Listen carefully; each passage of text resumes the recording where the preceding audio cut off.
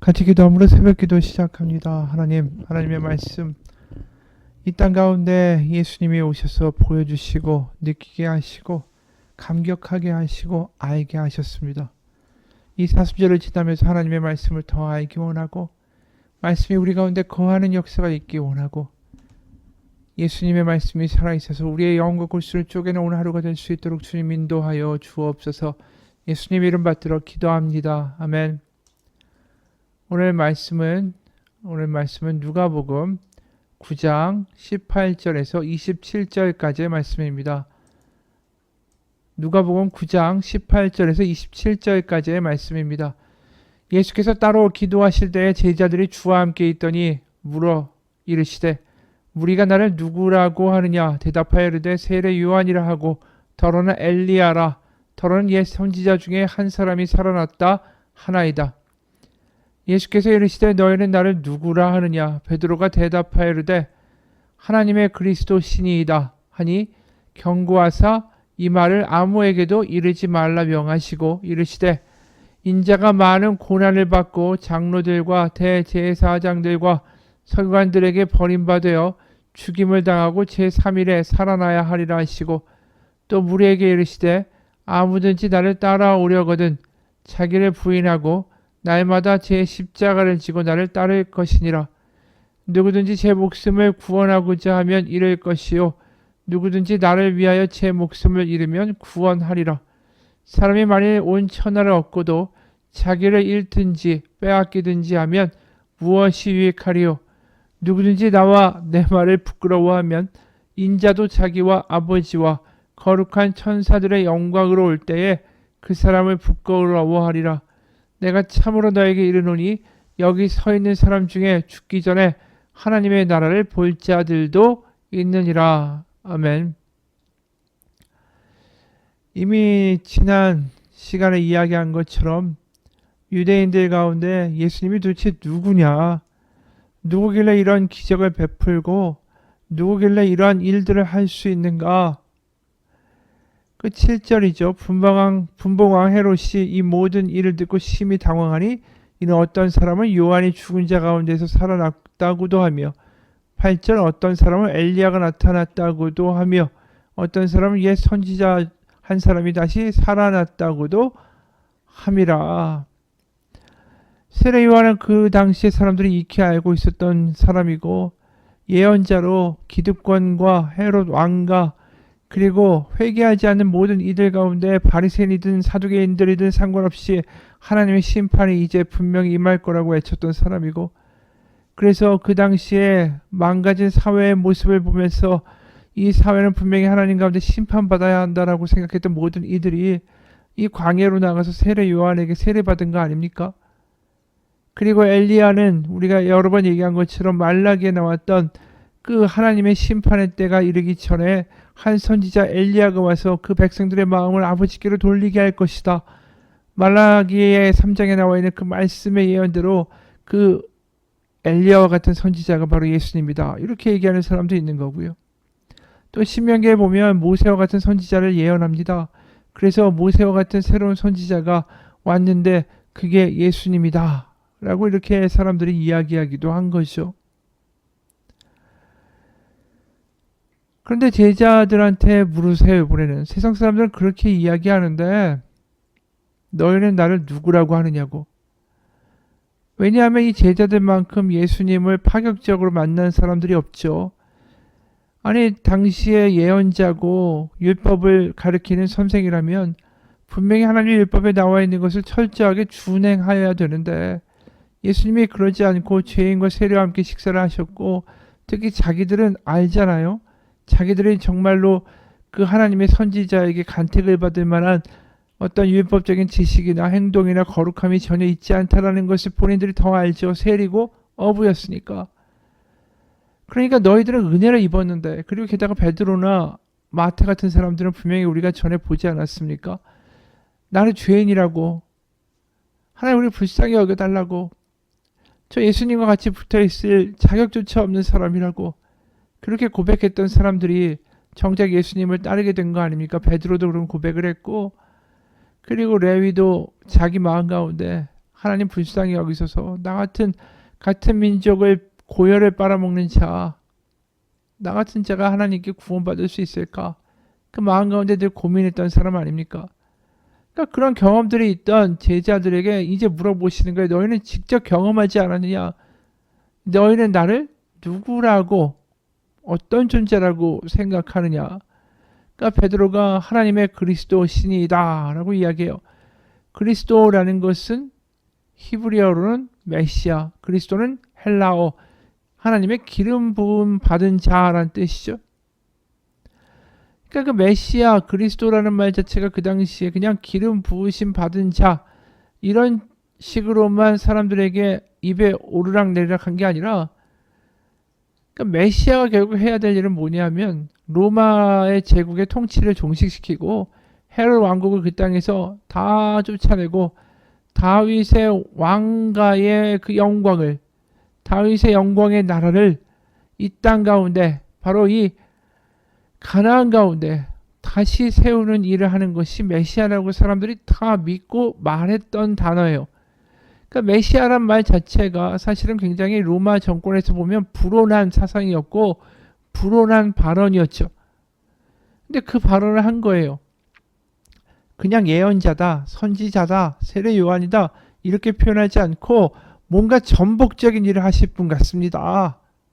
기존의 사회 질서를 다 뒤집어 엎으실 분 같습니다.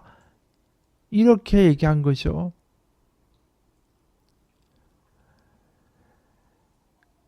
드디어 예수님의 정체가 터져 나왔죠.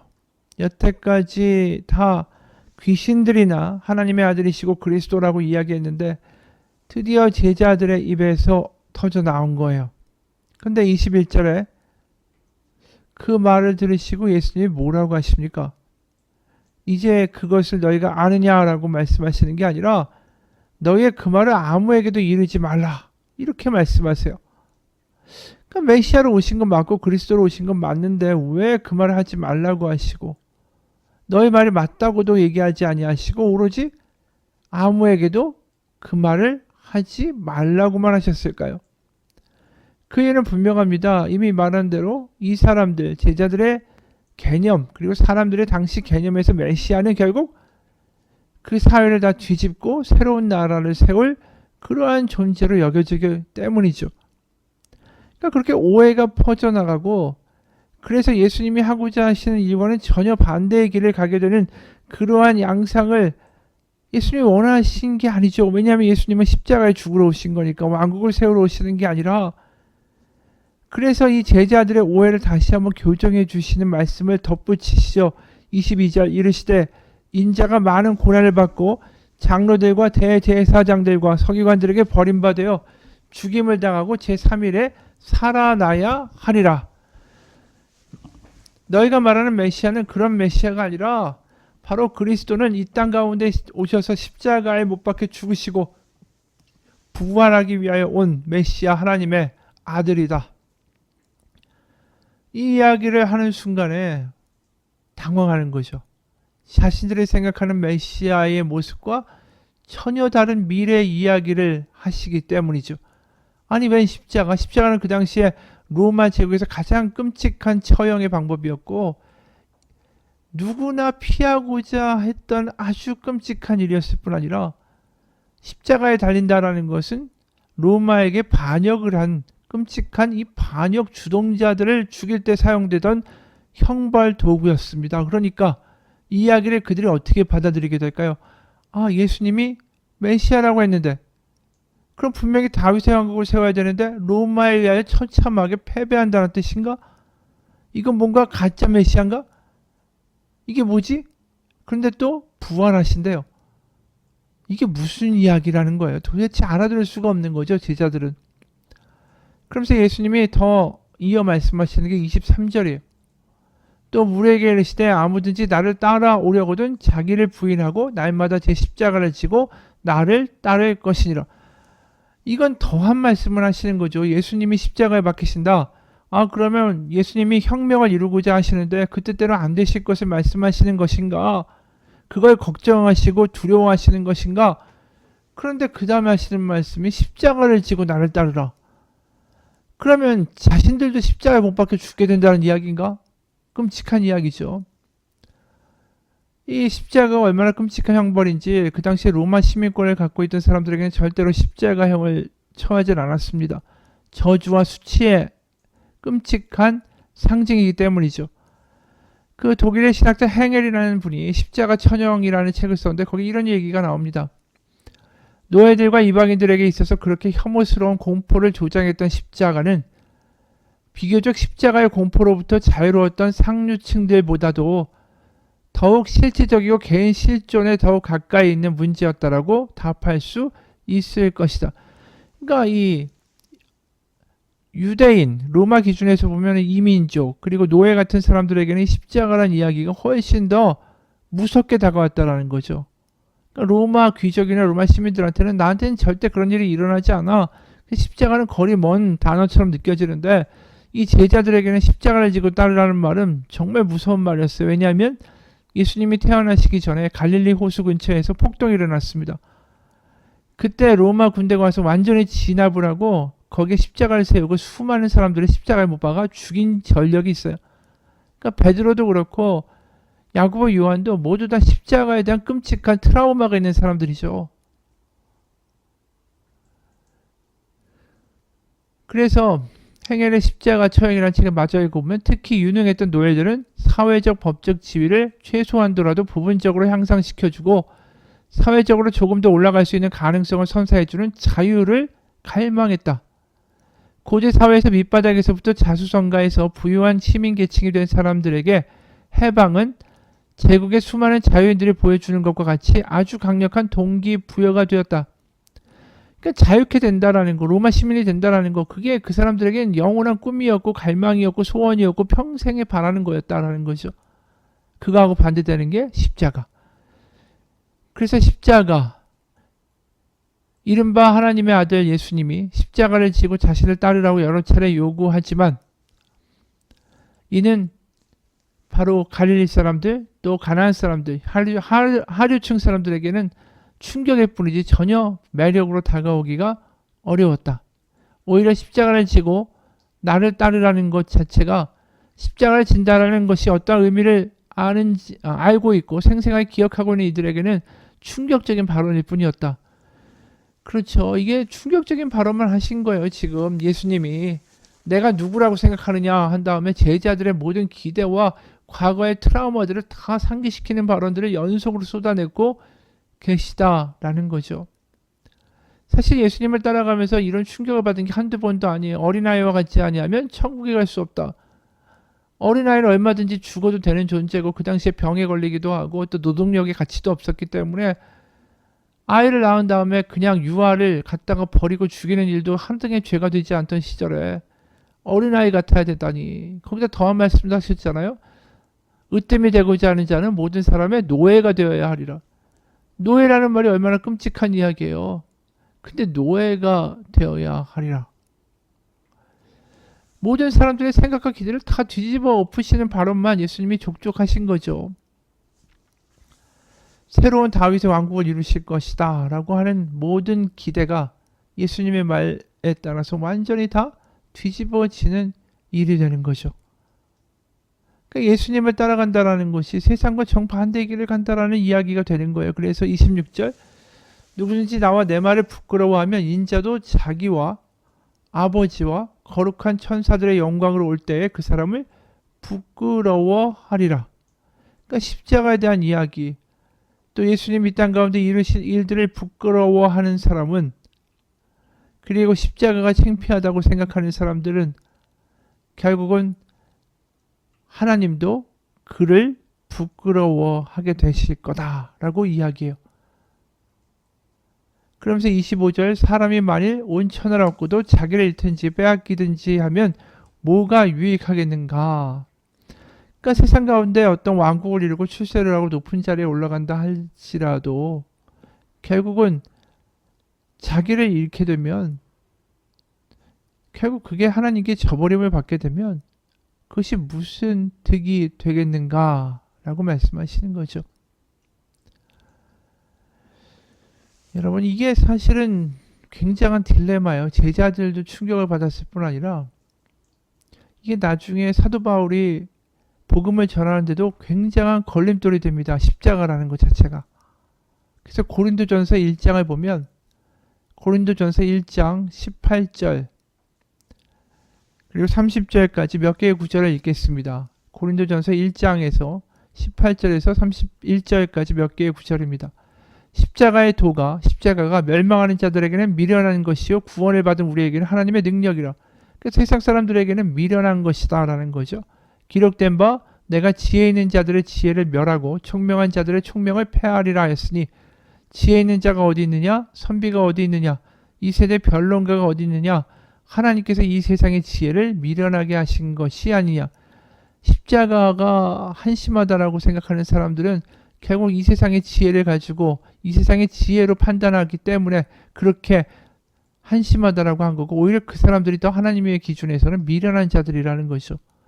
그래서 하나님의 지혜에 있어서는 하나님 보실 때 이 세상의 자기 지혜로 하나님을 알지 못하므로 하나님께서 전도에 미련한 것으로 믿는 자들을 구원하기를 기뻐하셨도다.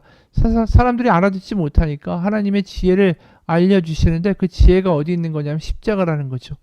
그래서 유대인은 표적을 구하고 헬라인은 지혜를 찾으나 우리는 십자가에 못 박힌 그리스도를 전하니 유대인에게는 거리끼는 것이요 이방인에게는 미련한 것이로되. 그러니까 유대인이 봐도 그렇고 헬라인이 봐도 십자가는 지혜로운 것도 아니고 이게 표적도 아니고 끔찍한 거고 미련한 거라는 거죠. 그런데 24절 오직 부르심을 받은 자들에게는 유대인이나 헬라인이나 그리스도는 하나님의 능력이요 하나님의 지혜니라. 그러니까 십자가가 하나님의 능력이고 십자가가 하나님의 지혜라는 거죠. 그래서 25절 하나님의 어리석음이 사람보다 지혜롭고 하나님의 약하심이 사람보다 강하니라. 사람이 아무리 지혜 있고 능력 있다 할지라도 하나님이 보여주시는 하나님의 그 사소한 작은 표적보다도 못한 존재가 우리다. 그래서 그 십자가의 엄청난 지혜를 우리가 깨닫지 못하는 것이지 십자가가 미련하거나 한심한 것이 절대로 아니다라는 거죠. 맞습니다. 지금도 세상에서 예수를 믿는다, 십자가를 믿는다, 미련하다라는 이야기를 듣게 되죠. 그런데 우리 믿는 자들에게 십자가는 뭡니까? 하나님의 지혜고 하나님의 의로움이고 하나님의 거룩함이고 하나님의 구원함으로 가는 유일한 길이 되는 거죠. 왜 그럴까요? 십자가가 왜 복음입니까? 사람들은 다 꺼려하고 한심하다고 하고 그 당시 죄인의 끔찍한 형벌이었는데 왜 십자가가 우리에게는 이러한 은혜의 길이 될까요? 여기서 분명한 것을 우리가 깨달아야 되죠. 십자가에 달리신 예수님이 우리의 허물을, 우리의 죄를 대신하여 그곳에서 죽으셨다. 그래서 나는 원래 예수님 그 십자가에 달려야만 하는 존재다. 그 고백이 우리의 입술 가운데 있는 사람에게는 십자가는 복음이 되죠. 왜냐하면 그 십자가에 내가 달려야 되는데 내가 저렇게 끔찍한 종말을 맞아야 되는 존재인데 내가 예수님이 그곳에 달리심으로 내가 거기에 달리지 않게 되고 그런 형벌을 맞이하지 않게 되는 미래를 얻었다라는 게 우리 가운데 복음이 되는 거죠. 그래서 결론은 뭐냐면 십자가가 은혜가 되는 사람들은 내가 저 십자가에 달려서 끔찍한 어떤 종말을 맞을 수밖에 없는 원래 존재였다라는 걸 인정하는 사람들, 그 사람들이 십자가가 은혜가 되는 거죠. 자신의 존재가 어떠한 존재인지를 깨닫는 사람들이 십자가가 은혜가 되는 거예요. 그래서 세상으로 달려가는 길이 아니라 내가 정말 죄로 달려가는 길이 아니라 십자가에 나의 새로운 길, 새로운 삶의 방식이 있다는 것을 인정하고 고백하게 되는 거, 그게 은혜 받은 사람이죠. 여러분, 우리가 어떤 존재입니까? 나를 더 하나님을 만나게 되면 더 알게 돼요. 우리가 바다에 가보면 내가 작은 걸 알게 되고 흰 옷에 검은 물감이 튈 때 그 검은 물감이 눈에 발견되고 확 띕니다. 하나님 앞에서 내가 얼마나 작은 존재고 한심한 존재고 약한 존재인지를 고백하게 될 때 그때 은혜를 경험하게 되고 십자가가 나에게 얼마나 큰 유익인가를 깨닫게 되는 거죠. 내가 깨져야 돼요. 십자가 앞에서 깨지는 사람, 내가 죄인이라는 사람, 내가 연약하다는 사람, 내가 참 이기적이고 못났다는 사람, 내가 지금도 불안해서 뭔가를 쥐지 않으면 살아갈 수 없는 연약한 존재라는 것을 고백하는 사람들, 그 사람들에게만 십자가는 길이 될 수 있다라는 거죠. 막다른 길에서의 탈출구가 될 수 있는 거예요. 어느 목사님 부부의 간증입니다. 이 목사님이 셋째 아이를 얻었는데 낳고 보니까 다운 증후군 아이였어요. 그러니까 밥이 안 넘어가고 잠도 안 오더라는 거죠. 하나님께서 나 사랑하신다면 왜 이런 일이 생기는가, 원망도 생기고 어떻게 이 아이를 기를까 한숨만 나오고, 그러면서 자신이 지금까지 예수님 믿으면서 기뻐요 했지만 그게 예수님 때문이 아니다라는 것을 깨닫게 됐죠. 그동안 기뻐했던 거, 마음에 드는 일, 좋은 일, 좋은 환경 때문에 기뻤던 거지, 환경만 좀 어려워지고 그러면 기쁨이 사라지고 그러면 내가 예수님 때문에 기뻐하는 사람이 아니었구나 깨달은 거예요. 내가 목사하면서도 기쁨의 조건은 환경과 여건이었지 예수님 때문에 내가 기뻐하고 감사하고 감격하는 사람은 아니었구나. 셋째 아이가 다운 증후군이니까 모든 기쁨이 인생에서 사라져 버리는 거죠. 그러면서 회개하면서 뭔가 기도하는 중에 이 아이가 다른 가정에 태어났으면 태어나지 못했을 텐데, 분명히 검사하고 유산시켜 버렸을 텐데, 버림받았을 텐데, 하나님이 이 아이를 우리 가정에 정말 사랑하셔서 맡겨주신 선물이 아닌가, 그 믿음이 생기더라는 거죠. 하나님이 이 아이를 보내주신 걸 보면 우리 가정을 믿으시고 사랑하시는 거구나, 그게 너무 감사하더라는 거예요. 다음날에 어느 권사님이 하나님께서 목사님을 더 사랑하시는 것 같아요 라는 말을 듣는데, 그게 분이 안 나는 말이 아니라 오히려 맞습니다 라고 확인되는 말로 들렸대요. 그러면서 그 아이를 볼 때마다 하나님이 우리 사랑하시기 때문에 이 아이를 맡기신 거다, 그 증거다, 감사하게 느껴지더라는 거죠. 이 놀라운 기적 같은 일이 아닙니까? 한편 사모님은 다운 증후군인 아이를 출산하고도 슬퍼하지도 괴로워하지도 못했어요. 아무렇지도 않은 것처럼 내색도 할 수 없었습니다. 왜냐하면 교인들 중에 장애인 아이를 둔 교인들이 있었기 때문이죠. 그동안 낙심하지 마세요. 하나님의 뜻이 있을 거예요. 힘내세요. 그래놓고 정작 자기가 셋째 아이가 다운 증후군이라고 낙심하고 슬퍼하고 고통스러워하면 교우들은 어떻게 합니까? 또 임신 중인 교인들이 있는데 사모님이 그것 때문에 고통스러워하면 임신 중인 교우들은 또 얼마나 불안해 하겠어요. 또 두 아이는 엄마가 동생을 낳고 슬퍼하는 것을 보면서 무슨 생각을 할까, 이래저래 내색도 못하고 마음이 더 힘들었죠. 그러면서 하나님께 물었어요. 하나님, 이것이 저를 향한 선한 계획인가요? 그때 사모님 마음에 하나님께서 답을 주셨어요. 갑자기 어느 날 6살 된 딸에게 선물을 사다 주었는데 그것을 뜯어 보니까 자기가 원하는 게 아니라고, 자기 마음에 들지 않는다고 내던지고 막 화를 내고 울던 때가 생각나더랍니다. 그때 부모로서 도저히 딸을 이해시킬 수가 없어서 힘들어하던 일이 떠오르고, 야, 저게 내 모습이구나. 하나님께 선물 주셨는데 내가 그걸 뜯어보고는 내가 원하는 게 아니라고, 내 생각과 다르다고 원망하고 불평하고 투정 부리는 거구나. 그러면서 앞으로 하나님의 선한 계획이 분명히 이루어질 거고 내가 그걸 깨닫게 되겠구나. 내가 점점 신앙이 자라면 뭔가 깨닫게 되겠구나. 아이가 자라면서 그 부모의 마음을 알듯이 이 아이가 축복 아닐까? 하나님께 소망을 두고 사는 삶, 하나님의 사랑을 내가 배우겠구나. 그러면서 감사해지더라는 거예요. 그러더니 그 가정 가운데 슬픔과 고통이 다 떠나가고 이 아이를 향한 하나님의 뜻이 있다는 게 깨달아지고 믿어지고 감사하더라는 거죠. 여러분, 이게 깨어지는 사람의 모습이에요. 내 뜻대로 안 되고 내 계획대로 안 되고 안달복달하고 그것 때문에 슬퍼하고 분노하고 좌절하고, 그러면서 내가 만든 뭔가의 그림과 길을 따라가려고 애쓰는 사람들이 아니라 십자가의 길을 가는 거. 그 길로 가면 모든 것이 내 뜻대로 되지만 그것이 끝에는 낭떠러지밖에 없다. 그것이 막힌 길이다라는 것을 아는 거. 그래서 깨어져서 하나님의 뜻이 옳다고, 하나님의 선하심이 우리 가정 가운데 이루어지고 있다라고 고백하게 되는 거. 세상 가운데는 십자가의 길이지만 그것이 하나님의 영광의 길이고 하나님의 영생의 길이고 부활의 길이고 축복의 길이라고 고백할 수 있는 것. 십자가는 막다른 길이 아닙니다. 낭떠러지가 아니에요. 거기에는 부활이 있습니다. 거기에는 하나님의 새로운 시작이 있습니다. 세상에서 내가 무언가를 만들어내려고 할 때마다 부딪히고 좌절한다면 그곳에 있는 십자가를 발견하십시오.